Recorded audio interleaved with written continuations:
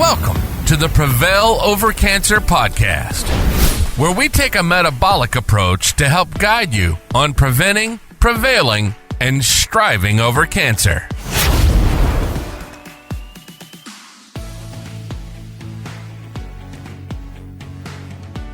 We are live on the Prevail Over Cancer Podcast. I am one of your hosts, Jeff Lopes. We got our incredible partner here, Keith Bishop. How are you, buddy?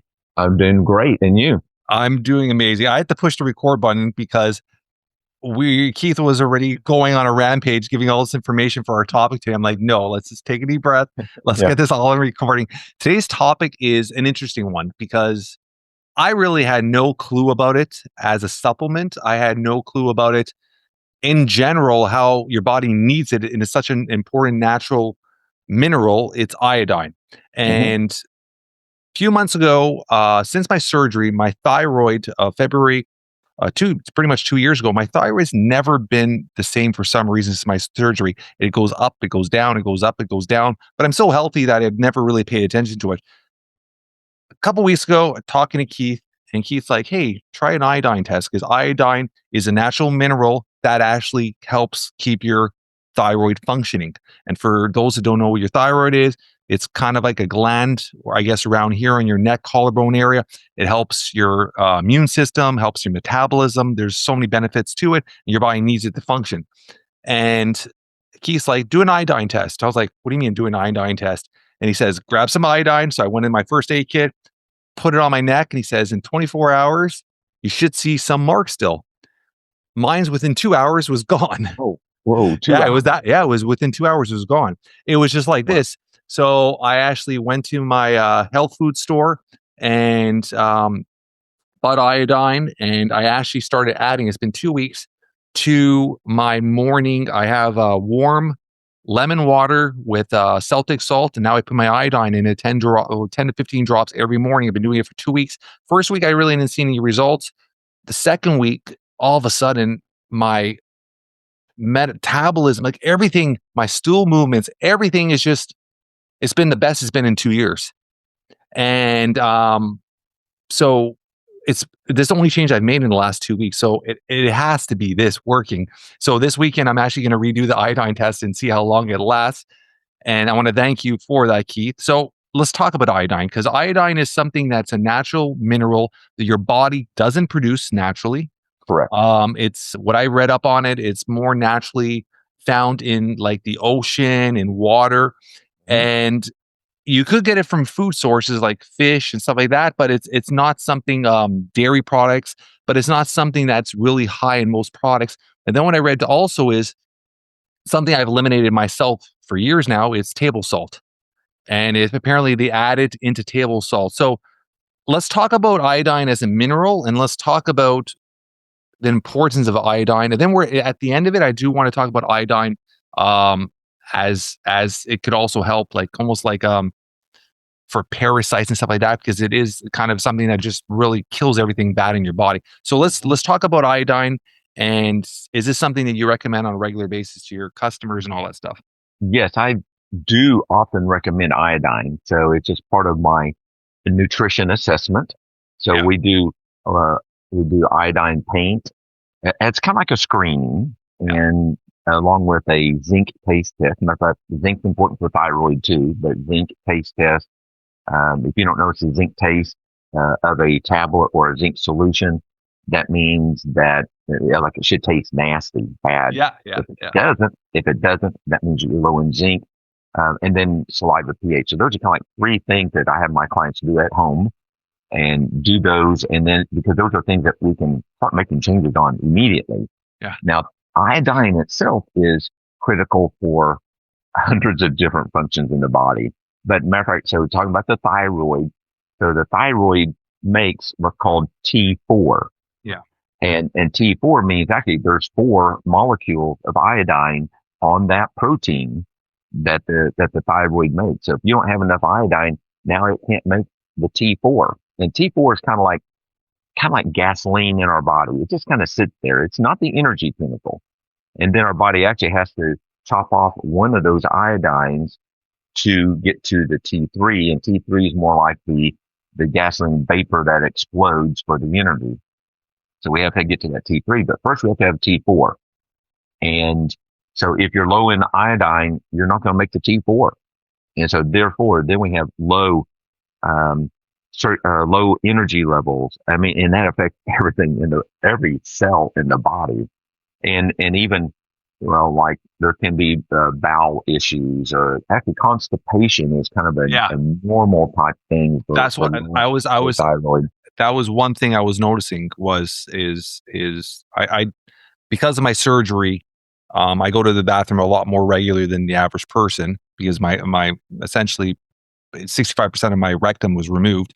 So that sac is gone. So constipation is not something where I still go to the bathroom often, but it's your stool movement. Is it harder? Mm-hmm. Is it separate? So you see how your stool movement is. So one thing when I read about your thyroid not being active is essentially constipation. You're more tired. You're gaining weight, hair loss. There's lots of symptoms that associate with the thyroid being inactive, right? Mm-hmm. Yes, exactly. And so, matter of fact, even, some hair loss on the body. And one of the things I look at when I look at my clients, and I'm looking at actually eyebrows that have a tendency to thin out on the outer third or half. Thinning eyebrows is one of those signs of a potential low thyroid. So it's critical for thyroid. We have to have it on board in our body, because we are also exposed to other metals like chlorine and bromine, and there's another, what are called halide. I'm trying to remember what that is. Another metal that we have to have that on board to help keep those from being interfering with the process. For example, fluoride. Yeah, fluoride. Yeah. Okay, fluoride. So, water that has fluoride and chlorine in it, and actually in the United States, that's a common issue, that actually knocks out the iodine. So all these things compete with each other. So if you're eating a lot of bread with bromine, drinking water with fluoride in it, and you can't filter fluoride out of water. No. And it's extremely difficult. It's such a small particle. And then, if you don't have enough iodine on board, then these other metals are going in, and your body's trying to use them, and it's not going to work. And it can actually, those other metals increase the risk of cancers and low thyroid and all kinds of other challenges. So we have to have enough on board to kind of displace those bad things out of the body. Let me ask you a quick question. If your thyroid is inactive, and the first thing you hear from every MD is they put you on a thyroid medication, could iodine, if you increase your levels of iodine and you could get them to a good, healthy level, could that keep your thyroid active? Or once your thyroid stops working, it's, even with iodine, it's hard to keep it going all the time? It depends. And so I wish I could say that, yes, every person that has low thyroid, that we gave them iodine, that they didn't have to take a prescription drug. Yeah. And I wish I could say that, but for some people, definitely it helps. Now there's other nutrients like zinc, vitamin A, and magnesium. Actually, a few other basic nutrients are also necessary for this thyroid thing to work. So it can help. It depends on the person. Now, there can be also other issues, like the immune system can attack the thyroid and kill it out. And then there's also other, radiation, like actually dental x-rays. X-rays can go through and damage it, radiation exposure, and not counting toxic metal. So there's a dozen different things that can contribute to low thyroid. But supplementing iodine may help. And actually, we even have to be a little bit careful. It can happen where a person can become hyperthyroid. Yeah. It works too good. And so, what are the results with hyperthyroid? I guess hyperthyroid weight loss. Yeah. Weight loss. And actually, what happens is that the heart is actually beating, instead of beating 80 beats per minute, now it's beating 90 to 100. And a person may feel a little more anxious, but now they're even just sitting and laying and sleeping, not counting regular activity, the heart rate is always higher, and they're burning 200, 300, 400 calories, maybe 500 calories more a day. And so now they're going to burn through their fat storage and even their muscle for energy. And so actually weight loss, pretty significant weight loss there, and maybe anxious feelings and increased heart rate. And especially the increased heart rate is one of those main things that we watch for when supplementing iodine. Just kind of make sure that that's not an issue. And then iodine supplementation can actually wake up the thyroid, so it does work better. But for an autoimmune issue called Hashimoto's, once the thyroid is awake and now functioning the way it's supposed to, if a person has an autoimmune issue already going called Hashimoto's, now their immune system may attack the thyroid. And so that's kind of, there are a couple of things so we have to be careful about. So it comes back to the assess, don't guess. So we have to do the test for the thyroid, the TSH, the T4, the T3, actually free T4, free T3. And then there's another part of that blood test, a complete blood panel. It's called a thyroid peroxidase, a TPO antibody test. That's a Hashimoto's test, just to make sure. I've seen a few people when they start taking iodine, that number got a little bit worse. But that wasn't what caused the problem, but they had an autoimmune issue. They just didn't know it. Okay. And once the thyroid started doing better, now it's, now the body says, oh no, we got to attack that, which is wrong. I mean, the immune system is what's the problem, but it's now more evident. And then, also iodine does have an antiseptic type effect in the body too. So it kills out bad things. We'll talk. I want to talk about that after. Let's leave that to the end. I want to ask you a quick question on the thyroid. So just for people to be aware, your thyroid could be checked through your blood work when you're doing reality is most MDs, they should, I would assume after 40, 45, be checking people's thyroid on their annual blood work, but a lot of them don't. It's not a very common thing on your basic blood work. So ask for it. That's first. Yes. But keep in mind, and I want you to answer this, is if you have had a cold or a virus in a certain period, that will affect your thyroid numbers. So you might see your thyroid not as active, but you could have had a virus that's still lingering in you 2-3 weeks ago, and that could keep your numbers down. Am I correct with this? Yeah, it's possible, yes. And, it definitely. So if our body, iodine is used to fight infections. Yeah. And whenever that is going on, and it's required, the immune system has to have it. Yeah. When that happens, the immune system is going to burn through the thyroid, through iodine rather, and burn through it, use it. Now it's lower, and now the body can't make as much thyroid hormone. So yes, that is definitely a possibility. And so we have to consider the whole picture. So a person, if they switch to a lower calorie intake, they're doing intermittent fasting. Yeah, which is, or even keto, which a lot of us are doing. Yeah. Now that's a fewer number of calories, and so there's an adjustment time for that. And so at first, our body may think, "Uh-oh, you're starving. Let's shut down. Let's go into a lower thyroid status." And then people that are doing, I often recommend a 3-day fast, for people that have cancer, to help kind of starve out cancer cells and to stimulate autophagy, the body attacking, getting rid of those bad cells. And so fasting, intermittent, perhaps, and then a 3-day fast, can definitely be an issue. And then even inactivity, if we're not physically active, our body is just going to say, okay, well, let's just kind of slow things down. We don't need to do that. And so there can be several different factors that can affect that thyroid number. So a series of tests is the best way to go. And then along that line, so, if you are low, your doctor does prescribe that thyroid. Now we run into the problem of your body recognizes that you have a high amount of thyroid hormone from the pill that you're taking prescription. So now it says, the thyroid says, I don't need to work. I'm just going to, literally atrophy and get smaller.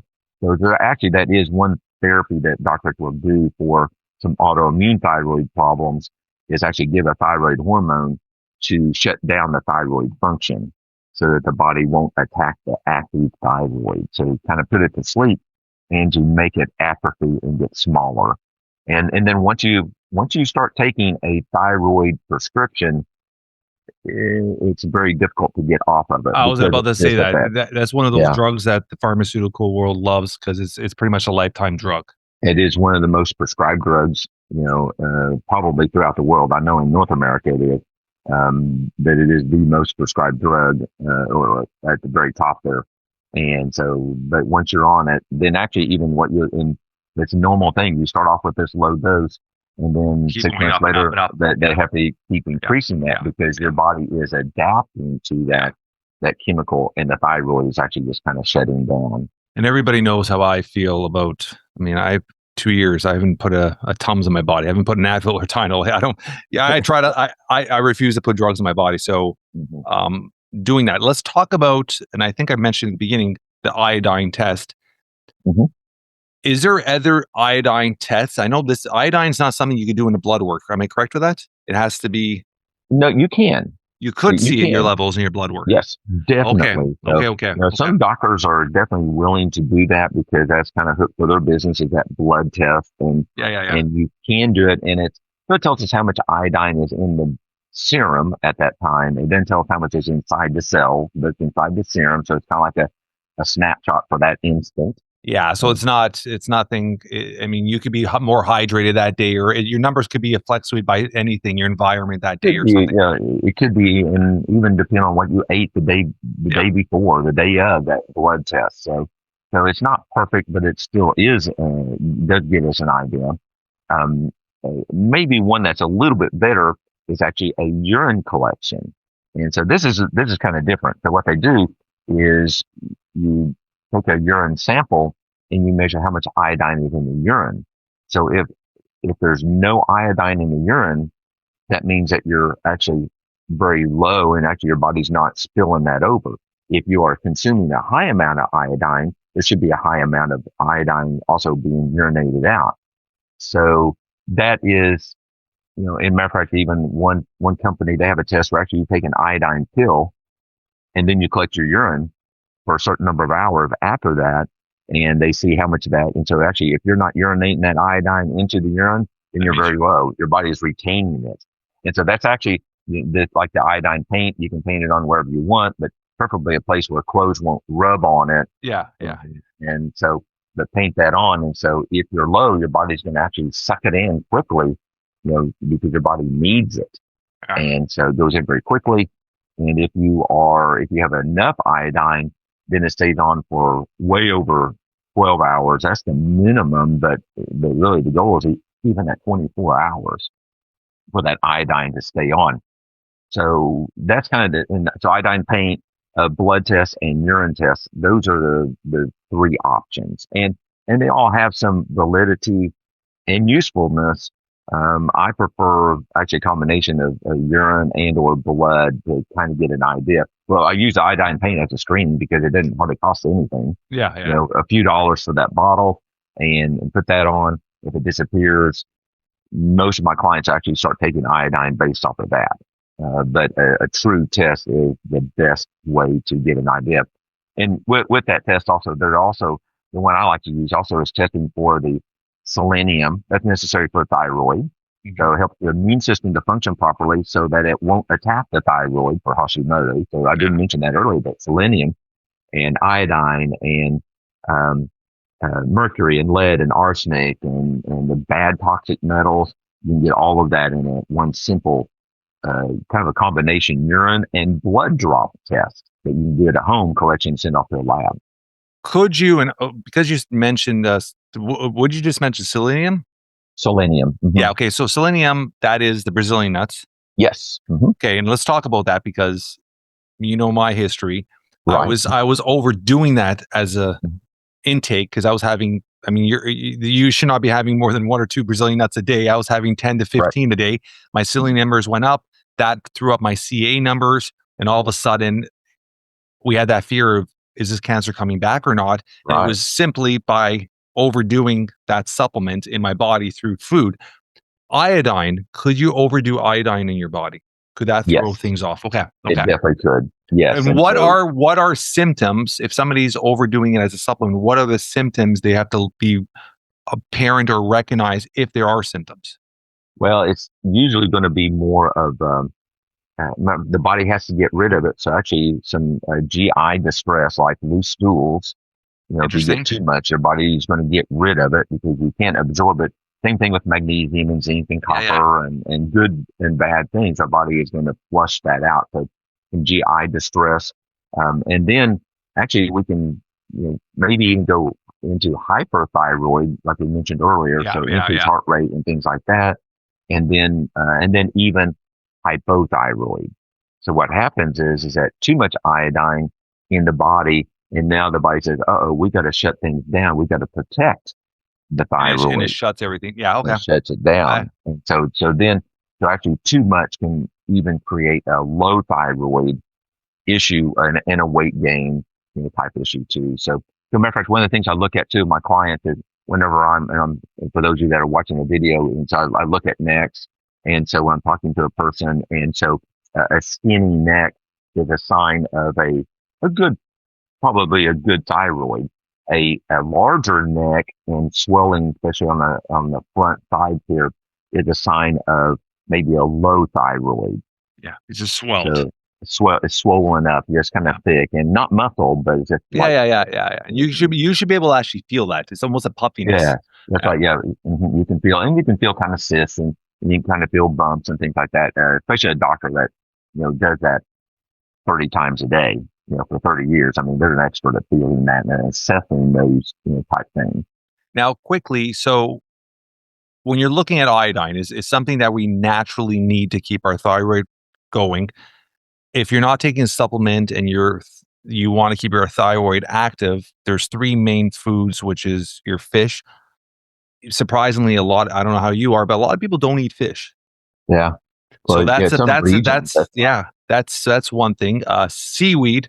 I can't even think of how many people actually eat seaweed. And then the next would be dairy, where as we get older, I know myself, I've cut out, besides having Greek yogurt, I really don't have other dairy. So that is a huge thing that we have to realize. Like, I don't have dairy. I don't have table salt. I don't have seaweed. I do have fish probably twice a week serving. Is that enough to keep my iodine levels up? And was that a contributor to actually bringing my thyroid a little lower and not as active? Yes, definitely. And so seaweed is amazing. In actually certain types of seaweeds can actually have more iodine than others. Okay. So the seaweeds are like, they can contain over 3,000 micrograms, 3,000 micrograms of iodine per gram for 1,000, which is crazy numbers. It really is. And so those high amounts of seaweed, matter of fact, that also makes me think, people, and we know that, like people in Japan, eating a traditional Japanese or a Pacific Rim area, people living close to the ocean, eating a lot of ocean fish and seaweed products, have a much lower risk of cancer. If you look at what is essentially sushi, fish, seaweed, exactly, and so they have a low risk of cancer. Yeah. Once they come to the United States and other developed countries, or I say developed, that's not no. statement. That's an incorrect statement. I would say North America in general. We're fast food and processed foods and all this Western shit. diet. Yeah, once they get to a Western diet, okay, the cruddy Western diet. The poison that's available here, essentially. Now their cancer rates are the same as the Westerners. Yeah, of course. Okay. Yeah. So and because they're not eating that food. Yeah, we could talk. I mean, that's another podcast for another day. I mean, you always hear that you go to Italy or Portugal and you're eating breads there and you're never bloated. It's a different way how a lot of their stuff is processed. So things that you would say I can't eat here, I could go to Portugal and I could eat them there and I feel incredible and my levels are incredible. So it's just North American diet is just, it's not the greatest. We're so about everything quick, fast, Right. process. Exactly. Grab something on the go, and we don't understand, or we've kind of lost touch and a connection with proper food, real Exactly. real things, right? So Yeah. let's dive into the last part of this podcast with how iodine could attack, like you were saying, parasites, other things in your body, and could be a positive thing. Because our last podcast is we just released was a couple weeks ago, from the time this one comes out, is talking about ivermectin and talking about parasites, and I think iodine has a slight connection to that. So let's dive into that. Let's dive into that quickly. So yes, iodine is a disinfectant. Yeah. Okay. So it is, before you have surgery, they're going to paint that on the skins because it kills viruses, bacteria, mold, fungus, everything. So they paint that on the skin before they cut you open. I mean, they paint it on, wait a while because it takes a few minutes for it to work. So they paint that on, let it dry, and it's a very well known. It also does have some antiviral properties also. And so during virus infections, intake and even nasal sprays of iodine were becoming popular. Okay. So it does have some anti-parasite, viral, and bad bacteria type actions. But also it is a nutrient that is required by every cell in the body. We have to have it, and it helps cells to be normal. And so there's a study I read recently that and I can't remember now if it was a rat study or in humans, and I can't remember now, but it's in a body experiment, and they actually had them drink chlorinated water, and the chlorine water actually destabilized the DNA of the lining of the gut, which kills all the good bacteria. Well, no, the lining of the gut, the actual cells. The cells. Okay, the cell lining of the intestines, the small intestine, the colon, more specifically, this was on colon and colorectal area. Actually, it changed the stability and damaged the DNA of the cell. Wow. And then they gave them iodine because they compete. Chlorine and iodine compete with each other on absorption and use in the body. And so they gave them iodine, and the iodine normalized the DNA. Okay, so therefore that's part of this cancer type thing. So the most common cancers that we know of are actually going to be breast cancer, thyroid cancer, and gastric cancer. Seem to be the most sensitive, or actually the ones that they tested so far. Okay, on dietary studies. That being low in iodine increases the risk of those cancers significantly. Other cancers are doing cell studies, meaning they will have a colorectal cancer cell or a lung cancer cell or a glioblastoma cell, and then they will treat it with a molecular iodine, and it keeps those cancer cells from growing. Yeah. So, but the human studies on the levels of iodines and cancer risks are only those three. And actually, breast cancer is actually a major issue, even for women that don't have cancer but have very dense and fibrocystic breasts and cysts. That's a major factor for them. And so, taking iodine can even help reduce that cyst issue and help reduce that dense fibrous tissue in breast tissue. That's interesting because my wife has that. I mean, she just did a mammogram recently, and she's very petite. She's like 105 pounds soaking wet, and they said she has a higher risk when she hits the age of 50 because she's so small, she's so dense. Mm-hmm. So that's interesting you're saying that, because I'm gonna talk to her about that. Yeah, so therefore, we need to be looking at iodine, and to help reduce that risk.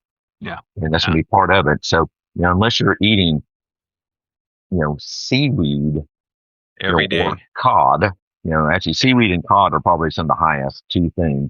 Unless you're eating those on a regular basis, you're probably not getting enough. Yeah, I've had cod twice this week. So Have you really? yeah, I have.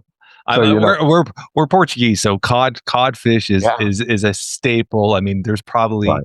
I would say, 60 or 70 recipes we make with codfish. We usually have cod at least once a week, codfish. And then Yeah. when I go down to see my mom in Toronto, and I'll quickly run there for a lunch or something and spend some time with her, she'll make me a codfish. So I usually try to have at least twice a week codfish. Yeah, that's great. You know, as a matter of fact, that I think that is probably the fish that has the most iodine in it.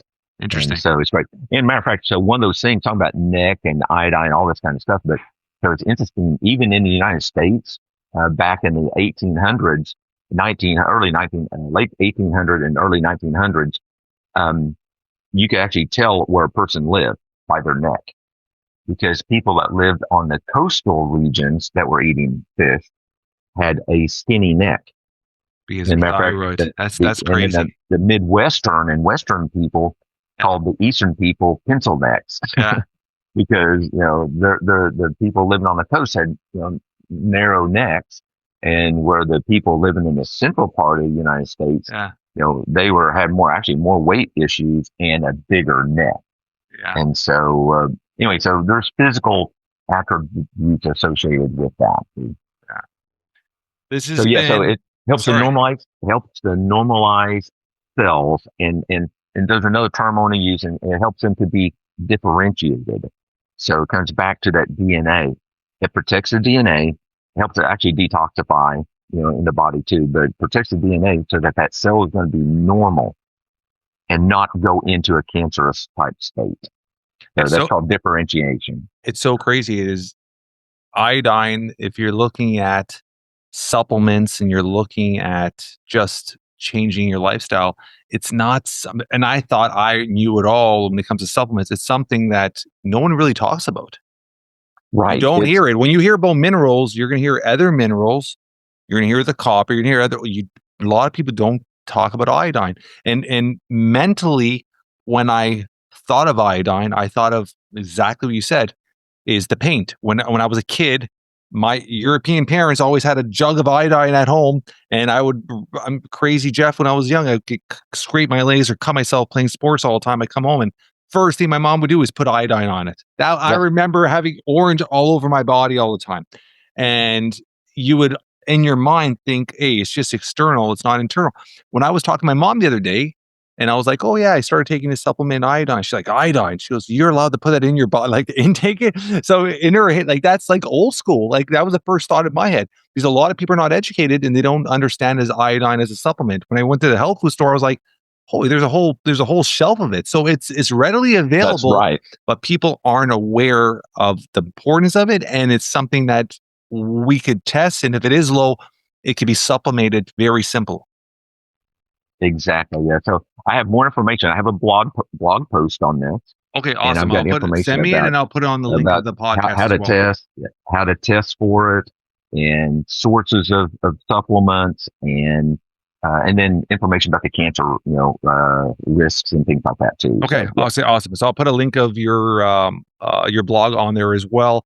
Mm-hmm. And like all this was a ton of information. This is a great podcast, and it's awesome because it's just it partakes so closely to home, because like I said, it's been about 2 weeks I've been on it, and I'm surprisingly surprised, I should say, by how quickly the results have happened. And I'm going to do this weekend iodine test, and I'll actually put on our show notes my second, or maybe I'll do a post on it, how the results have kicked in or not. It might, and to be honest, it might just stay on a little bit longer, not much. Yeah, because your body is burning it up and storing it.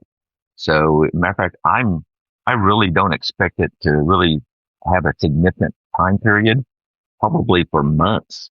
Interesting. Many months. And so, matter of fact, I tell a lot of my clients, don't worry about it. Test it again in 6 months. Because your body's going to use it and store it. And so just think about how much you're taking.